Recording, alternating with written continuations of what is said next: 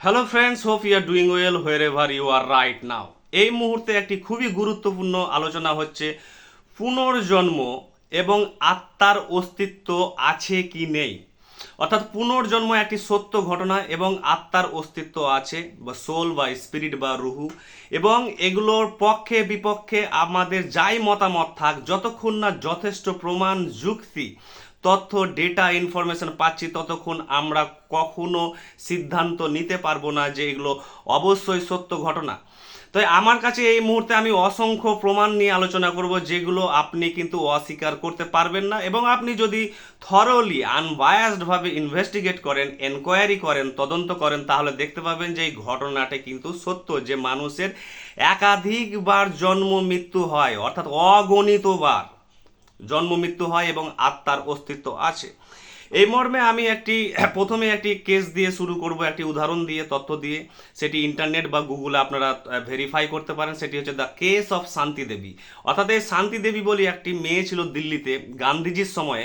সেই সময় তার শৈশবে, অর্থাৎ 5 থেকে 6 বছর বয়সে তিনি কিন্তু তার অতীত স্মৃতি মনে করতে পেরেছিলেন। প্রথমে অনেকে বিশ্বাস করেনি যে মেয়েটি হয়তো খেলা করছে বা মিথ্যা করে বলছে, যেমন শিশুদের স্বভাব হয়।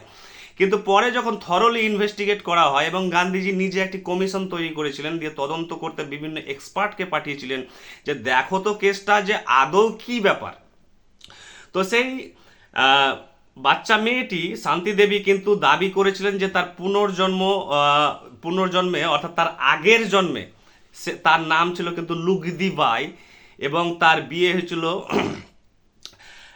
কেদারনাথ বলে একজন ব্যক্তির সাথে, এবং তার মৃত্যু হয়েছিল সন্তান প্রসব করার সাথে। এই ঘটনাগুলো কিন্তু পুরোপুরি মিলে যায় যখন তদন্ত করা হয়। তার বাড়িতে, তার অতীত যে বাড়িটি ছিল আগের জন্মে, সেই বাড়িতে নিয়ে যাওয়া হয়।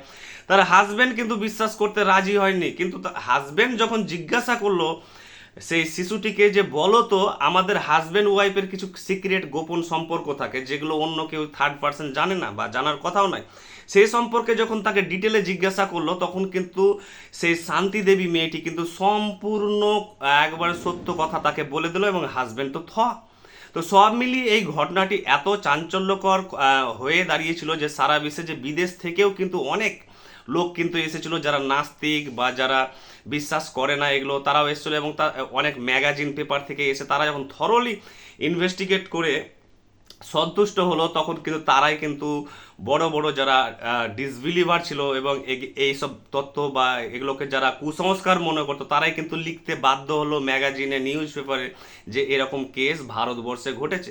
শুধু ভারতবর্ষ নয়, সারা বিশ্বের বিভিন্ন দেশে কিন্তু ঘটে। তো যাই হোক, 1 নম্বর কেস।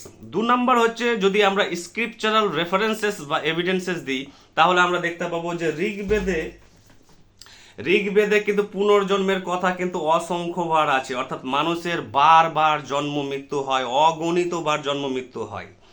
এই মহাবিশ্বে শুধু মানুষেরই পুনর্জন্ম হয় না, প্রত্যেকটি জিনিস, উদ্ভিদ, প্রাণী, কীট পতঙ্গ থেকে শুরু করে সমস্ত কিছুর কিন্তু পুনর্জন্ম হয়, যাকে রিসাইকেল বলা হয় বিজ্ঞানে, বা রিনিউয়াল বারবার হচ্ছে। অর্থাৎ আমরা জানি যে এই মহাবিশ্বের, অর্থাৎ কোনো কিছুর কিন্তু ধ্বংস হয় না, সৃষ্টি হয় না, শুধু অবস্থার পরিবর্তন হয়, আমরা মাস এনার্জি ল থেকে জানি। তেমনটাই আমরা যেমন ঋগ্বেদে পেলাম, তেমন আছে কিন্তু উপনিষদে আছে। আপনি যদি হিন্দু ধর্মের সবচেয়ে বড় দর্শন উপনিষদ পড়েন, তাহলে দেখতে পাবেন যে উপনিষদে অসংখ্য জায়গায় কিন্তু পুনর্জন্মের কথা কিন্তু উল্লেখ আছে এবং আত্মার উল্লেখ আছে। নেক্সট হচ্ছে, হিন্দু ধর্মের একটি পপুলার শাস্ত্র হচ্ছে গীতা। এই গীতায় কিন্তু অসংখ্য জায়গায় রেফারেন্সেস আছে যে পুনর্জন্ম সত্য ঘটনা এবং আত্মার কিন্তু অস্তিত্ব আছে। এবং এই মর্মে একটি বিখ্যাত লাইন আছে গীতার, যে শ্রীকৃষ্ণ কুরুক্ষেত্রের যুদ্ধে অর্জুনকে বলছে যে হে অর্জুন, তুমি আর আমি এই পৃথিবীতে কিন্তু অনেকবার এসেছি, অসংখ্যবার এসেছি। তোমার কিন্তু অতীতের স্মৃতিগুলো মনে নেই, কিন্তু আমার সমস্ত স্মৃতি মনে আছে। তো এইরকম আমরা স্ক্রিপচারাল দেখলাম। এবং কথা হচ্ছে যে ইসলামে কি আছে পুনর্জন্মের কথা। অর্থাৎ অনেকে বিশ্বাস করেন যে ইসলামে পুনর্জন্ম নেই, কিন্তু যদি আমরা কোরআন পড়ি, তাহলে আমরা দেখতে পাবো যে অসংখ্য জায়গায় কিন্তু পুনর্জন্মের কথা কিন্তু উল্লেখ করা হচ্ছে। যেমন আমি বলবো যে সূরা নাম্বার 30, 11 নম্বর আয়াত। আরেকটি হচ্ছে সূরা নাম্বার 21, 104 নম্বর আয়াত। এবং আরেকটি সূরা হচ্ছে 22 নম্বর সূরা, 66 নম্বর আয়াত। সেখানে কিন্তু পুনর্জন্মের কথা বলা হচ্ছে। কিভাবে, আমি এই কোরআন থেকে কয়েকটি উদ্ধৃতি আপনাদের বলছি। যেমন ধরুন, একটা জায়গায় আছে যে 21 নম্বর সূরা 104 নম্বর আয়াত, সেখানে বলা হচ্ছে on that day we shall roll up the heavens like a scroll for writing even as we originated the creation first so we shall repeat it, this is a promise binding on us dot dot dot dot. কথা হচ্ছে যে শেষ দিনে, অর্থাৎ কেয়ামতের দিন বা শেষ বিচারের দিন, বা যখন এই মহাবিশ্ব ধ্বংস হবে, তখন কিন্তু আমরা মহাবিশ্বকে গুটিয়ে ফেলবো, যেটি আমি এর আগের ভিডিওতে বলেছিলাম, যেটা হচ্ছে কন্ট্রাকশন থিওরি। অর্থাৎ এই মহাবিশ্ব কিন্তু এক্সপ্যান্ড হচ্ছে, ধীরে ধীরে ধীরে ধীরে কিন্তু বর্ধিত হচ্ছে, বড় হচ্ছে, এবং আস্তে আস্তে এক সময় আর বড় হতে পারবে না, আমরা জানি হাবল টেলিস্কোপের মাধ্যমে। তখন এই মহাবিশ্ব কিন্তু শ্রিঙ্ক ব্যাক হয়ে যাবে, আবার কিন্তু সংকুচিত হতে হতে ধ্বংস হয়ে যাবে। সেই কথাটি কিন্তু কোরআনে আছে, এই এক্সপ্যানশন থিওরি এবং কন্ট্রাকশন থিওরি। সেদিন কিন্তু আমরা এটা করব বলছে, এই মহাবিশ্বকে আমরা গুটিয়ে ফেলবো, জাস্ট রূপকীয় অর্থে। দ্বিতীয় বলছে আমরা সমস্ত কিছু সৃষ্টি করেছি প্রথমে, তাই আমরা কিন্তু এটার পুনরাবৃত্তি করব, একাধিক কিন্তু সূরা এবং আয়াতে আছে। অর্থাৎ আমরা যা সৃষ্টি করেছি তার কিন্তু পুনরাবৃত্তি করব, রিপিট কার হয়? অর্থাৎ এই মহাবিশ্বের পদার্থের হয়, কীট পতঙ্গ থেকে, উদ্ভিদ থেকে, মানুষ থেকে, এই মহাবিশ্বের যা কিছু আছে তার রেপিটেশন, পুনরাবৃত্তি হয় তারই, অর্থাৎ যেগুলো আমরা কিন্তু সৃষ্টি করেছিলাম। তার মানে বারবার রিসাইক্লিং এর কথা বলা হচ্ছে, বারবার রিইনকার্নেশনের কথা বলা হচ্ছে, রিবার্থের কথা বলা হচ্ছে, পুনর্জন্মের কথা বলা হচ্ছে। অনেকে বলতে পারেন না এটি হয়তো কেয়ামতের দিনের পুনরাবৃত্তির কথা বলা হচ্ছে। যদিও আমরা ধরে নিই যে কেয়ামতের দিনের সময় এটি পুনরাবৃত্তির কথা বলা হচ্ছে, অর্থাৎ একবার মৃত্যু হলো, কবরে গেল, তারপর রিজারেকশন হলো, তারপরে কেয়ামতের দিনে। তথাপি তাহলে আমরা দেখতে পাচ্ছি যে মানুষের কিন্তু একাধিকবার পুনর্জন্ম হয় এবং সমস্ত কিছুর কিন্তু পুনরাবৃত্তি হয়, এবং আরও অনেক এভিডেন্সেস আছে। যেমন আমি এখানে আরও একটি এভিডেন্সের কথা বলছি, it is who has endowed you with life and it is who causes you to die and it is who will then resurrect you. আপনাকে আবার পুনরায় কিন্তু জাগানো হবে, আপনাকে পুনরায় জীবন দান করা হবে। এই যে রেপিটেশনের কথা বলা হচ্ছে, পুনরাবৃত্তির কথা বলা হচ্ছে বারবার, সেটি কিন্তু এখানে আছে। এবং একটি বিখ্যাত বইয়ের নাম বলবো ইসলাম প্রসঙ্গে, যে ডিমিস্টিফাইং রিইনকার্নেশন, একটি ওয়েল রিসার্চ বই, লিখেছেন চৈতন্য চরণ। এই বইটি অবশ্যই সংগ্রহ করবেন। সেখানে ইসলামের একটি চ্যাপ্টার আছে, যে চ্যাপ্টারে কিন্তু এখানে অনেক জায়গায় কিন্তু বলা আছে, যেমন 22 নম্বর সূরা 66 নম্বর আয়াতের রেপিটেশনের কথা, অর্থাৎ আমরা যা সৃষ্টি করেছি তা পুনরায় আবার তাকে সৃষ্টি করব। তার মানে কি, বারবার জিনিসটার ঘটনার পুনরাবৃত্তি হবে, রিকারেন্স। এই রিকারেন্সটাই তো পুনর্জন্ম বা রিভার্থ বা রিইনকার্নেশন। এখানে বলা হয়েছে যে মোহাম্মদ জালালউদ্দিন রুমি, পার্সিয়ান যে মিস্টিক, ফিলোজফার, দার্শনিক, তিনি কিন্তু দুর্দান্ত জ্ঞানী ব্যক্তি ছিলেন, তিনি অনেকের জীবনে অনেক প্রভাব ফেলেছেন। তার একটি বিখ্যাত কথা এখানে আছে এই বইটিতে, সেই বই লাইনটি আমি পড়ে শোনাচ্ছি আপনাদের। যে মোহাম্মদ রুমি বলছেন, I died as mineral and became A plant, I died as a plant and rose two animal, I died as animal and I was man. Why should I fear when I was less by dying? অর্থাৎ এর বাংলা অর্থ হচ্ছে যে আমি মারা গিয়েছিলাম খনিজ হিসাবে, তারপরে উদ্ভিদ হলাম, তারপরে আমি উদ্ভিদ হিসাবে মারা যাই, তারপরে আমি পশু হিসাবে জন্মগ্রহণ করি, তারপরে পশু হিসাবে আমি মারা যাই, তারপরে আমি মানুষ হিসাবে জন্মগ্রহণ করি। তার মানে একাধিক পুনর্জন্মের কথা বলা হচ্ছে মোহাম্মদ জালালউদ্দিন রুমি। আপনারা ওনার বই পড়েছেন দেখবেন। এবং অনেক সুফি মিস্টিকরাও কিন্তু, এবং যারা ইসলামে অনেক আধ্যাত্মিক ব্যক্তিরা আছেন, তারা কিন্তু পুনর্জন্ম মানেন। আরেকজন ইসলামিক স্কলারের বই আপনারা কিন্তু নেটে সার্চ করবেন বা কিনতে পারেন, সেখানে ইসলাম সম্পর্কে পুনর্জন্মের কথা কিন্তু একাধিক জায়গায় আছে। ওনার নাম হচ্ছে নাদার বেগ কে মির্জা। ওনার বিখ্যাত বই হচ্ছে রিইনকার্নেশন ইন ইসলাম, অর্থাৎ ইসলামে পুনর্জন্ম। তার বই যদি আপনি পড়েন এবং সেখানে অসংখ্য রেফারেন্সেস, যুক্তি, তদন্ত আপনি দেখতে পাবেন যে কিভাবে মানুষের একাধিকবার পুনর্জন্ম হয়। এগুলো এবং সাথে যদি আমরা বাইবেল বলি, যীশু খ্রিস্টর যে ক্রুসিফিক্সন, অর্থাৎ যীশু খ্রিস্টকে যে ক্রুসিফাই করা হয়েছিল, হত্যা করা হয়েছিল, তারপরে তার কবর থেকে আবার পুনরায় ফিরে আসা, রিজারেকশন, সেটাও কিন্তু পুনর্জন্ম ঘটনা বাইবেলের।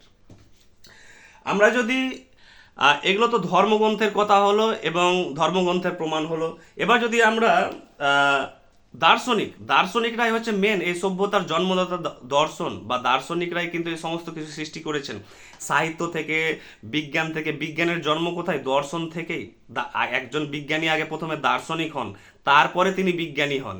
তো তাই অসংখ্য দার্শনিক আছেন যারা এই পৃথিবীকে সভ্য করেছে, আধুনিক করেছে, হাজারো জিনিস আবিষ্কার করেছে। তারা কিন্তু অনেক দার্শনিক আছে যারা কিন্তু জানতেন, এটা বিশ্বাস অবিশ্বাসের ব্যাপার নয়, তারা কিন্তু জানতেন যে পুনর্জন্ম কিন্তু সত্য ঘটনা। যেমন প্রথমে আমি বলবো পিথাগোরাস, একজন ম্যাথমেটিশিয়ান, ফিলোজফার এবং সায়েন্টিস্ট।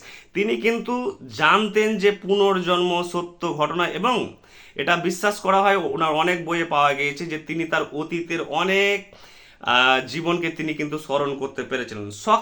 সক্রেটিসও কিন্তু পুনর্জন্মে বিশ্বাস করতেন। তার জন্যই তিনি যে তার যখন মৃত্যুদণ্ড ঘোষণা করা হয়, তাকে হেমলক বিষ পান করানো হয়, এবং তার ছাত্ররা তাকে বলেছিল যে আপনি যদি রাজি থাকেন যে আমি কেস থেকে বেরোতে চাই, তাহলে আপনাকে আমরা বাঁচাবো। কিন্তু তিনি বাঁচতে চাননি, কিন্তু কারণ তিনি জানতেন যে আমার আবার পুনর্জন্ম হবে, এবং মানুষের পারপেচুয়ালি কন্টিনিউয়াসলি কিন্তু পুনর্জন্ম ঘটতেই থাকে। তাই তিনি কিন্তু মরতে ভয় পাননি। যেহেতু জানেন, প্লেটো হচ্ছে অ্যারিস্টটল, সক্রেটিসের শিষ্য হচ্ছে প্লেটো কিন্তু একটি বিখ্যাত উক্তি বলেছেন দ্য রিপাবলিক বইয়ে, এখানেই বইটি আছে আমার। তার বিখ্যাত বইয়ে বলেছেন যে what dies is born and what is born dies again. অর্থাৎ যে জিনিসের মৃত্যু আছে তার পুনর্জন্ম আছে, যার পুনর্জন্ম আছে তার পুনরায় মৃত্যু আছে। এটি হচ্ছে ইটার্নাল একটি সাইকেল, একটি অনন্ত চক্র ধরে ঘুরে যাচ্ছে, হয়ে যাচ্ছে। তাই প্লেটো কিন্তু বিশ্বাস করতেন, এবং সিসেরো দার্শনিক, ওভিড, প্লটিনাস থেকে শুরু করে হাজারো দার্শনিক আছেন যারা কিন্তু বিশ্বাস করতেন। এবার কিছু প্রমাণ আমি বলবো যাদের চাক্ষুষ প্রমাণ আপনারা পাবেন। ব্রায়ান উইসের যদি বই পড়েন আপনারা, ব্রায়ান উইস একজন সাইকিয়াট্রিস্ট, বিদেশি ওয়েস্টার্ন সাইকিয়াট্রিস্ট।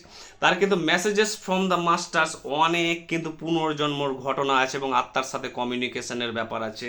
এবং তার আরেকটি বই আছে মিরাকলস হ্যাপেন, আরেকটি বই আছে মেনি লাইভস মেনি মাস্টার্স। এই বইগুলোতে ব্রায়ান উইস দেখিয়েছেন কিভাবে হাজারো পেশেন্টের উপরে গবেষণা করে তিনি বের করেছেন যে পুনর্জন্ম একটি সত্য ঘটনা এবং আত্মার কিন্তু অস্তিত্ব আছে। যদি আপনি না পড়েন, না তদন্ত করেন নিজের মতো করে, তাহলে জানতে পারবেন না। একসময় আমিও কিন্তু এগুলো বিশ্বাস করতাম না, ভাবতাম এইরি ফেইরি সব ননসেন্স, এগুলো কুসংস্কার। কিন্তু পরে আমি যখন থরলি 10 বছর ধরে তদন্ত করি, তারপরে কিন্তু আমার কাছে যে এভিডেন্সেস প্রমাণগুলো এসেছে সেগুলো কিন্তু আমি অস্বীকার করতে পারিনি। তারপরে হচ্ছে the laws of the spirit, Khurshed Bhavnagiri, তার 2 সন্তান কিন্তু গাড়ি অ্যাক্সিডেন্টে, দুর্ঘটনায় মারা গেছিল। সেই আত্মাদের সাথে কিভাবে তিনি কমিউনিকেশন করেছিলেন, এইভাবে এই বইয়ে কিন্তু হাজারো তার উদাহরণ আছে এবং ঘটনা আছে। The laws of the spirit.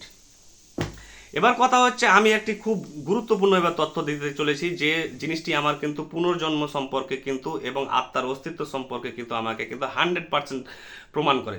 এটি হচ্ছে যে হিন্দু ধর্মে একটি রীতি বা রিচুয়াল আছে, যে কোনো ব্যক্তি যখন মারা যান তখন তার শ্রাদ্ধ ক্রিয়া হয়। শ্রাদ্ধ ক্রিয়ার দিনে দেখতে পাবেন হিন্দুরা তাদের দাদু বা ঠাকুরদা বা বয়স্ক লোকেদের জিজ্ঞাসা করবেন যে এই ঘটনাটি ঘটে কিনা, যেটি আমি বলতে চলেছি। অর্থাৎ সেই দিন শ্রাদ্ধকর্মের দিন খোল করতাল থেকে শুরু করে একটি পুজো অর্চনা হয়। সেই দিন কিন্তু বাড়িতে যে ব্যক্তিটি মারা গেছে তার আত্মা কিন্তু থাকে, সে কিন্তু জানতে পারে না যে সে মারা গিয়েছে কিনা। অর্থাৎ মানুষের দুটো শরীর, একটি স্থূল শরীর, এই যে ম্যাটেরিয়াল শরীর, আর একটি হচ্ছে সূক্ষ্ম শরীর অর্থাৎ স্পিরিট বা সোল জানে না যে সে মারা গেছে কিনা। তাকে রিমাইন্ডার দেওয়ার জন্যই শ্রাদ্ধ ক্রিয়া হয়, এবং সেই দিন কিন্তু একটি ঘরে কিন্তু বালি রাখা হয় সুন্দর সমতল করে, স্মুথ করে, এবং সেই খোল করতালের যখন অনুষ্ঠানটি শুরু হয় তারপরে সেই আত্মা কিন্তু বাড়ি ত্যাগ করে চলে যায়, কারণ তাকে রিমাইন্ডার দেওয়া হয় যে আপনি মারা গিয়েছেন, আপনি আর এই বাড়িতে থাকবেন না, আপনার এবার পরবর্তী জীবন শুরু করুন। তখন সে কিন্তু প্রমাণ হিসাবে সেই ব্যক্তির আত্মা কিন্তু প্রমাণ হিসাবে বালির উপর পায়ের ছাপ দিয়ে যায়।